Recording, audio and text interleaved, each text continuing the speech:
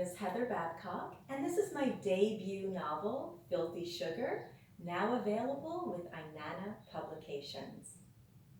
Filthy Sugar takes place in the early 1930s, and I'm going to read a short excerpt. This is actually one of my favorite scenes. It takes place in a dance hall marathon. Hello, hello, hello! I follow the booming voice to the upper right balcony, where a tiny man in a tuxedo clutches the stand of a wobbly microphone. He reminds me of Brock, with his compact body and ruby-cheeked face, a little toy soldier. And we're back. If your eyeballs made it all the way to Goldie's sign, then you know, folks, that we've only got 3 couples remaining. 6 people who have been dancing, sweating, bleeding, 24 hours a day, 7 days a week for over a month.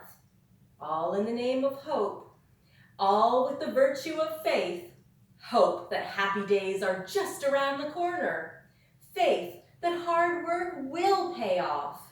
If you give it your all, if you never give up, if you just keep dancing.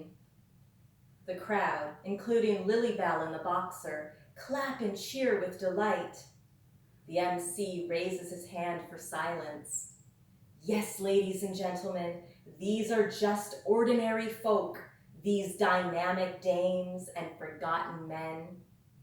But you haven't forgotten them, and all because of you they have kept going. Because of you they are going to make it. The audience roars as the 3 couples shuffle on stage. For those of you who are just joining us tonight, allow me to introduce our courageous contestants, starting with Stanley and Edith. The eldest of the 3 couples squint under the glare of the spotlight. The man smiles charmingly, in spite of the fact that 2/3 of his teeth are missing. His tweed suit hangs loosely on his small frame, and I can see his naked toes peeking out of his broken down shoes. He nudges his wife, a stout, tired-looking woman with greasy dishwater hair and fat purple ankles. At his coaxing, she stretches her lips into a wide smile, her teeth shining yellow in the cruel light. I hear that congratulations are in order, the MC bellows. A little bird told me that just this morning, Stanley and Edith became grandparents to a healthy baby boy. The audience claps warmly as Stanley dances a wobbly jig. A few people throw nickels and dimes at the stage, which Edith quickly retrieves, stuffing them into her rolled-up stockings. And speaking of babies, the spotlight quickly moves on to a much younger couple. The boy looking around 18, the girl no more than 16, if a day. Let's give a big hand for our newlyweds, Frank and Olive. Frank waves his newsboy cap shyly at the cheering crowd as his wife blushes under a curtain of honey blonde hair. A woman wearing a stuffed bird on her head and a dead fox slung around her neck jumps up and blows kisses toward the stage. Frank and Olive are clearly an audience favorite, and it's easy to see why. Olive is pregnant, as in ready to pop pregnant, her swollen belly straining against the thin, flowery material of her faded dress. Unlike the other contestants, Olive isn't wearing any shoes. Misplaced bones jut out from the sides of her claw-like feet, the toes curled under painfully.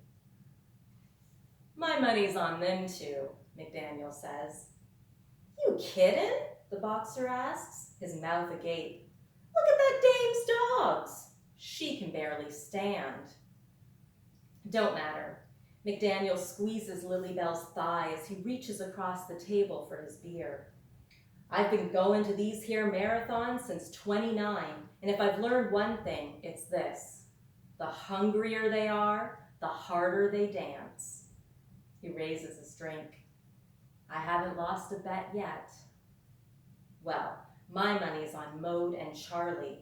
The boxer nods as the spotlight settles on a sturdy, rather ordinary-looking couple in their early 30s. The two wear matching red and white sweaters with the Whipplebum soap logo emblazoned across the front. The orchestra strikes up Smile Darnia Smile as the contestants shuffle about the stage. For 1,100 clams, the MC loudly informs us. $1,100, I whistle. What I couldn't do with that. It ain't hay, Lilybell nods in agreement. McDaniel wraps his arms around her waist, and she giggles as he whispers something in her ear. Moments later, I notice 2 sawbucks stuffed down her right stocking. $20, and she didn't even have to do anything more than giggle. That dame rolls more dough than a baker. How's about we shake things up a little? The MC's smile is wide enough to swallow his microphone whole. Goldie, the dame in the silver lame, has corralled the dancers off to stage right. On your mark, the audience cheers the command in unison. Get set! Goldie wraps her red lips around a nickel whistle. Go! Grinning like thirsty dogs, Maude and Charlie lead the race to the tune of Pop Goes the Weasel. Behind them, Edith props Stanley up by his armpits, lugging him around the stage as he holds a hand to his heart in panic. Coming up last are Frank and Olive, the latter's bare toes dragging across the polished floor like dirty knuckles.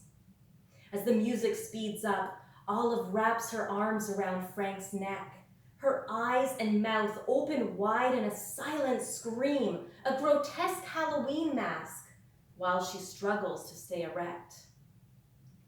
The audience holds its collective breath as her legs suddenly give out and she topples forward, threatening to bring Frank down with her. Knees can't touch the floor, the MC shouts. If her knees touch the floor, she's out. Olive crouches center stage, holding her body up by the palms of her hands. Her knees and her belly are inches away from the floor. Yow! She howls. Get up, honey, Frank gently coaxes. You can do it. You can do it, Olive! The bird woman jumps up from her seat, a handkerchief pressed to her painted cheek. Think of the baby! Yes, Olive. Frank bends down beside her. Think of our baby. Olive looks up at Frank and then out at the bird woman. The theater reverberates with the sound of cracking teeth as she belly flops to the floor. 2 uniformed nurses advance from the wings and rush toward the splayed-out girl. Olive turns her head toward the audience, smiling peacefully. She shuts her eyes as the stage curtains close. Thank you.